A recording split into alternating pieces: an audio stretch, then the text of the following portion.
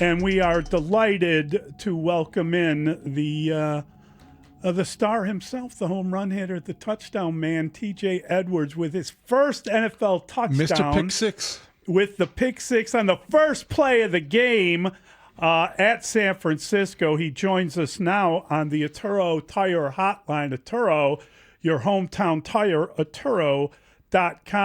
TJ, how are you, buddy?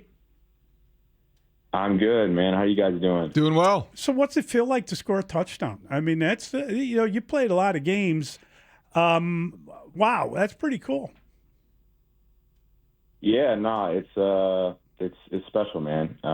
First one in the NFL, so to be able to do that at the beginning of the game was cool. I think, I think more so right now, I'm just trying to look back and improve, you know what I'm saying? But I noticed that after the game I checked, I got a bunch of texts after the pick six, but then I didn't get many texts after that. But yeah, man, it's cool to make a play, and yeah, need more of them for sure. You get into the end zone. You look pretty agile getting there. Did it take you back to high school? Weren't you a quarterback at Lakes Community, and weren't you a guy that was athlete? Yeah, all around athlete, correct? Yeah, I played quarterback in high school and stuff like that. But like I said, it's been 7 years since felt like I even had some space to run after I caught the ball. So yeah, it was pretty cool for sure. Just out of curiosity, I'm sure that there was some frustration with the overall defensive performance, but was there an opportunity to maybe talk to the coach on the play ride home and suggest a trick play? Maybe bring in a linebacker option? I saw we already tried that with Daniel Hardy as a lead blocker. So I figured my slot's probably over with for sure. So TJ, big picture, when you come off a game like that, from our standpoint, you look at it, and we have been talking about, well, you know what? Highly competitive, highly entertaining game. The Bears prove that they can match the 49ers possession for possession. Offensively, that's an elite performance. Defensively, there were some concerns. How do you view the defensive effort, and how can you clean things up this week? Yeah, man, it's a week-to-week league, right? So I think anytime after a game like that, there's always going to be some concerns, and you're always going to want to look at everything as a whole and just kind of see what we did well and what we didn't. And yeah, I mean, I just think from a group standpoint, we weren't good enough. But again, we have another opportunity coming up this week against a really good football team. So we know we got to make those corrections and make them now. But I think, I don't know, after sitting on it for a couple of days, right, there's, I think right after the game, you're obviously not feeling great. You're disappointed with how things turned out, disappointed in the performance. But I think at the end of the day, like I said, man, we have another opportunity, and we get to go do it in front of our fans at Soldier Field. And as a defense, I think we're ready to get back to work. And obviously, I think our offense kind of kept us in that game, and the things they were able to do to move the ball and then give us a chance at the end was pretty crazy, to be honest with you. You mentioned it's a week-to-week league, and boy, the red zone defense week to week was about as different as it could be. I believe the Green Bay Packers went 0 for 5 in the red zone, in the low red zone. I mean, within the 10, they could not score points. You guys did an incredible job, and you kept them under 17, which allowed for the late comeback and all that stuff. And then here you play these guys, and they go 5 for 5. Like it was just such a different sort of outcome in the red zone one week to the next. Is that just is that to be expected? Is there something, we talked about, well, you got to admit they really know what they're doing in the red zone. And then we talked about, well, what happened, what they can do in the red zone. How do you kind of just deal with the polarizing two statistics, 0 for 5 to 5 for 5? Yeah. I mean, I think, we were doing some uncharacteristic things, I feel like, in terms of how we were executing, and I don't want to, again, it's a good football team, obviously, really good players, good offense. They play well together. And, but yeah, I mean, we expect to go out there and execute at a high level, and we didn't. And I think, we've shown that we can do it. So it's really getting down to the details and figuring out exactly kind of what went wrong, and being very critical of ourselves. It's one of those things we don't shy away from. So I know it'll be talked about at length in terms of what we can do better. But I just thought for the most part, man, they were able to dictate first and second down, so it made third down pretty difficult. But anytime a team's running the ball like that, second and 2, that play sheet is open. So I think for us, it's really, again, man, it's being good on first and second down, so that we don't have to, that we can get into what we want to get into on third down, and it's not first and 2 from the goal line. It's those things that we have some more options on what we can do. TJ, it was pretty well documented how illness went through the locker room and affected many Bears players. As many as 8 were listed on the injury report with illness. We know Darnell Wright took a private jet at the Bears' expense. They flew him out there so he could play, and boy, did he have a pretty good game. How would you describe the illness and how much that factored into last week's preparation, and were you able to avoid it? Yeah, I didn't get sick, but no, man, it was definitely a real thing. But you kind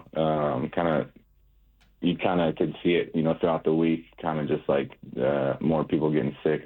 But I think Ben kind of hit in our team meeting, like no one cares. We got to go out there and execute, and that's all we care about. I think obviously go out and fight with these guys in the field every single day. Been together for a long time, so you don't ever want to see anyone sick or injured or anything like that, man. So it was tough to see, guys just like fighting through that. But that's kind of what the job is, man. We got to go out there and get our job done, and we didn't. So I think that's all we're kind of focused on. Obviously, the guys who are sick, we want them to feel better and get back out there and be at full strength. But yeah, from a game standpoint, I don't know how it affected it, but private jet, man, that's pretty nice. I didn't know that. Yeah, you had him stop in Vegas. There's a big story there.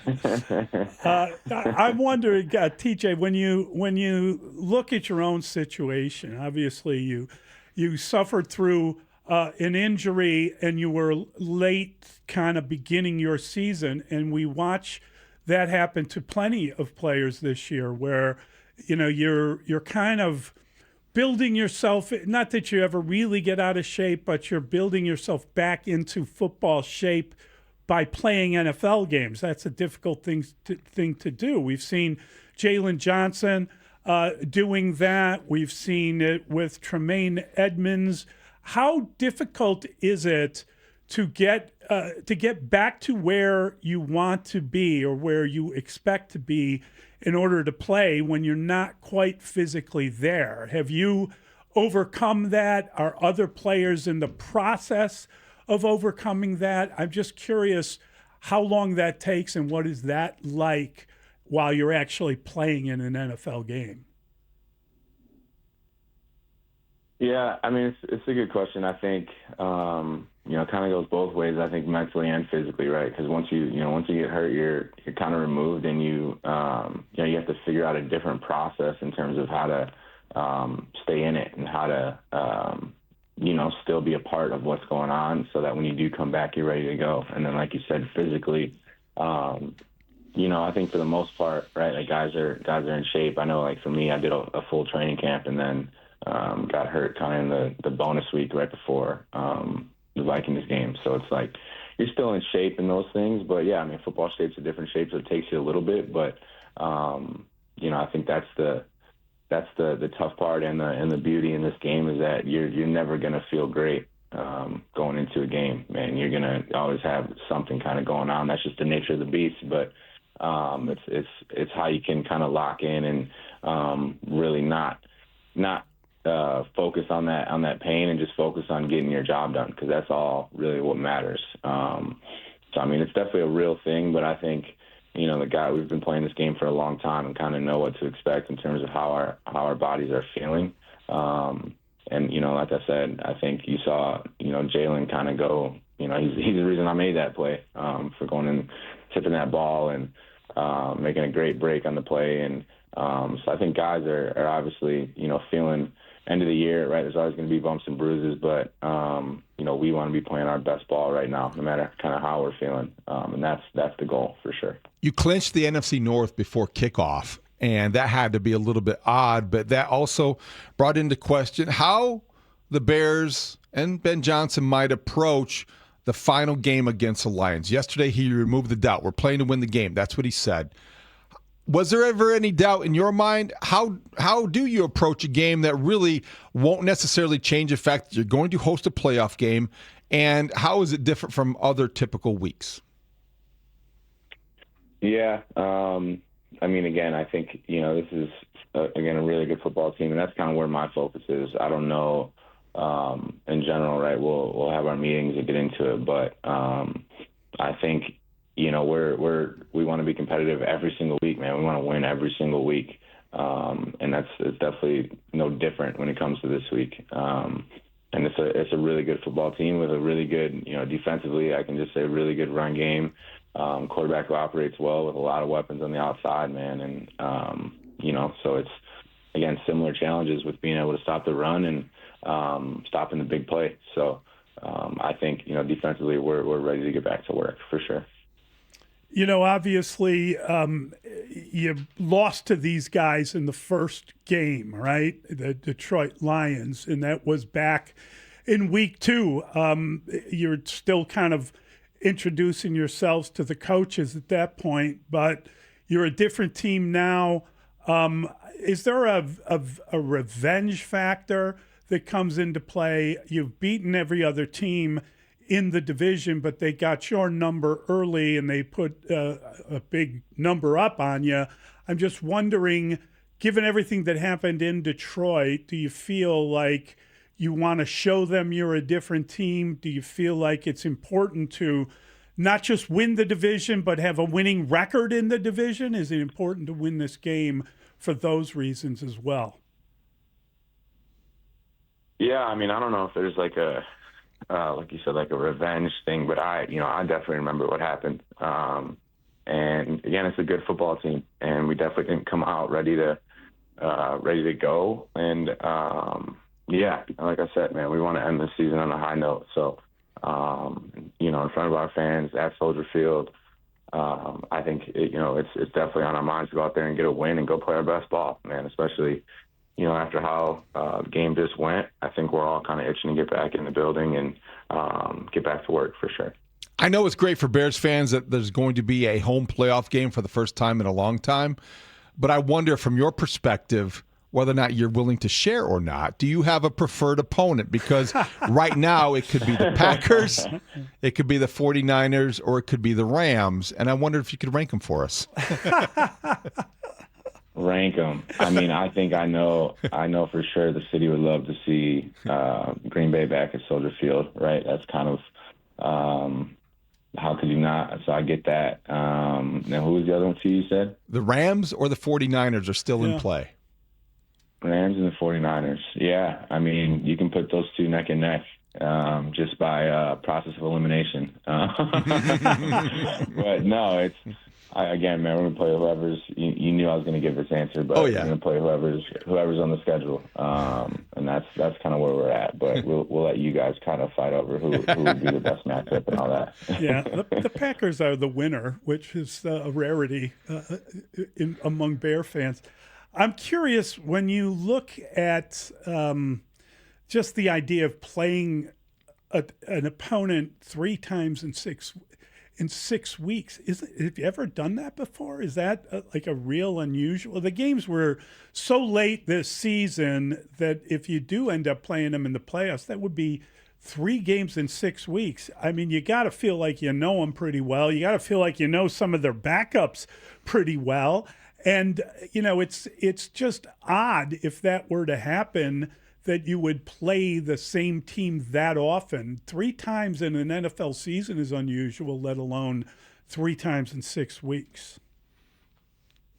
Yeah, no, it's definitely interesting. I feel like I don't know if I've personally been a part of that, if that were to happen, but yeah, man, we'll see. I think,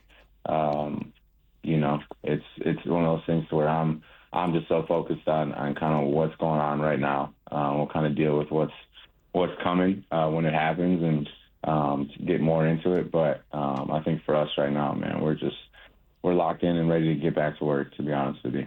TJ, congrats on the pick six, the division title, and Happy New Year if you're able to stay up late till midnight on Wednesday. I'll be sound asleep, but I appreciate it. Happy New Year to you guys. All right, take care. You too, buddy. Take care. Great stuff.